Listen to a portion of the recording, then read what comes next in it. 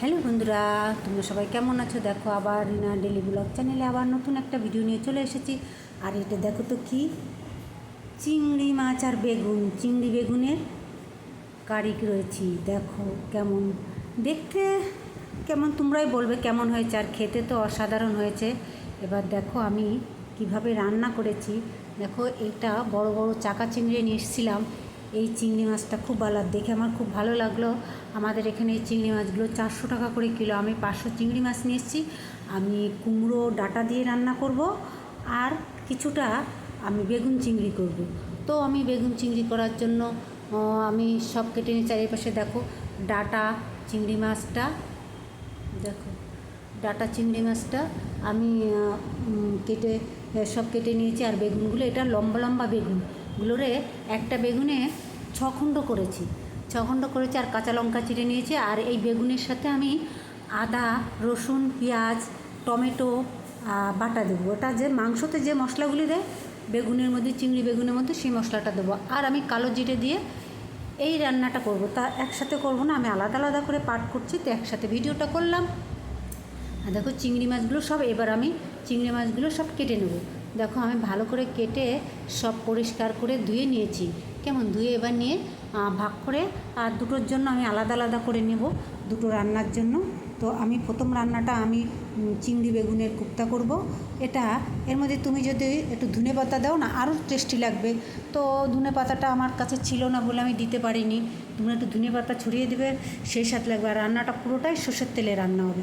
আর দেখো আমি সর্ষের তেলটা দিয়ে দিয়েছি কড়াইতে, আর বেগুনটাও দিয়ে দিয়েছি। আর বেগুনটাকে আস্তে আস্তে ভালো করে একটা 80% ভাজবো, 10% পুরো ভাজবো না। ভাজলে কিন্তু একদম গলে একদম ইয়ে হয়ে যাবে।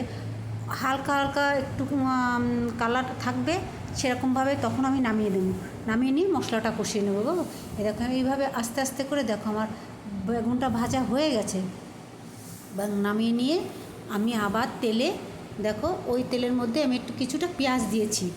অনেকটা তেল ছিল, তো কিছুটা পেঁয়াজ দিয়ে ভালো করে পেঁয়াজ নেড়ে ছেড়ে এর মধ্যেই আমি চিংড়ি মাছটা দিয়ে দেবো। চিংড়ি মাছটা দিয়ে নাড়াচাড়া দেবো। আমি কখনও আলাদা চিংড়ি মাছ তেলে ভাজি না, ওটা শক্ত হয়ে যায়, খেতে ভালো লাগে না। তুমি দেখবা এইভাবে রান্না করে দেখবে, খুব সুন্দর লাগে। হ্যাঁ, আমার কাছে তো ভালো লাগে। এবার তোমরা করে দেখো ভালো লাগে কি না সেটা দেখবে। তো দেখো আমি চিংড়ি মাছগুলোরে, আমার 500 চিংড়ি মাছে কটা হয়েছে জানো? 21টা চিংড়ি মাছ হয়েছে 500 গ্রাম চিংড়ি মাছে। তাহলে একটু বড় বড় চাকা চিংড়ি। আমি 10টা চিংড়ি মাছের জন্য, মানে বেগুন চিংড়ির জন্য, আর 10টা আমি ডাঁটা কুমড়োর জন্য। তাহলে বড় বড় চিংড়ি তো, এমনি তো ক্যামেরার মধ্যে দেখাচ্ছে ছোটো, কিন্তু এগুলো সাইজ বড়, খুব বড় চিংড়ি। দেখো আমি এটা ভাজা ভাজা হয়ে গেছে। এরপরে আমি যে একটা টমেটো, এটা কিন্তু বেশি মশলা না, একটা টমেটো দিয়েছিলাম, টমেটোটার জন্য বেশি। আর হচ্ছে তোমার এখানে রসুন, আদা, পেঁয়াজ, ধনের গুঁড়ো, জিরের গুঁড়ো, বাস একটু কাশ্মীরি মিক্স দিয়েছি হালকা একটু কালারের জন্য, বাস দিয়ে। আর এই যে দেখাচ্ছে যে তেল নেই, যখনই আমি ঝোল করে দেবো না, তখনই তেলটা বেরিয়ে আসবে। তো বেশি তেল খাওয়া ঠিক না, তারপরেও কিন্তু খাওয়া হয়ে যায় রান্না করতে করতে। আর এখনই আমি ঝোলটা দিয়ে দেবো। বেগুনটা এখন দেবো না, আমি নাড়াচাড়াতে বেগুনটা ভেঙে যাবে, তো খেতে ভালো লাগবে না। আমি ঝোলটা দিয়ে তবেই বেগুনটা দেবো ওর মধ্যে। বেগুনটা দিয়ে আস্তে আস্তে ঢাকা দিয়ে দেবো। ঢাকা দিয়ে বাস, আমার তো বেগুন গলেই গেছে, তো ঝোলটা একটুখানি টেনে যাবে, বাস মাখো মাখো হবে। বেগুন চিংড়ির কোপ্তা কী সুন্দর লাগে খেতে। এটা গরম গরম ভাতের সাথে, ও সেই স্বাদ যারা খেতে। আর হালকা একটু চিনি ফেলে দেবে, এটা স্বাদের জন্য অল্প অল্প। হ্যাঁ, আর নুন ঝাল ঠিকঠাক দেবে। আর নামানোর আগে একটু ধনে পাতা কুচি ছড়িয়ে দেবে। তো তো আমার ধনে পাতা ছিল না বন্ধুরা, আমি দিতে পারিনি। আমি খুব কষ্ট পাচ্ছিলাম যে ধনে পাতাটা তো আমার ফেভারিট। আর আমি তখন আমি যখন রান্নাটা শেষ করলাম, বাজারটা উঠে গেছে। দেখো আর রান্নাটা কেমন হলো, এইভাবে তোমরা একটু রান্না করে খেয়ে দেখো, ভালো লাগবে। আর আমার রান্নাটা কেমন হলো তোমরা একটু কমেন্টে জানিও কেমন।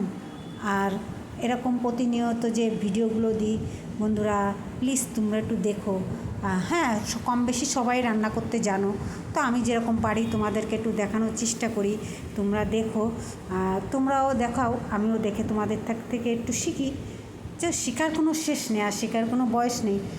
তো দেখো এইভাবে রান্না করে খেয়ে দেখবে, দারুণ লাগবে। সবসময় তো আমরা চিংড়ি ভাপা, চিংড়ি পটল এইগুলো খাই, তো বেগুন চিংড়ি এইভাবে একটু রান্না করে খেয়ে দেখবে, ভালো লাগবে। আমার ভিডিওটা কেমন লাগলো, ভালো থেকো, সুস্থ থেকো, টাটা, বাই বাই।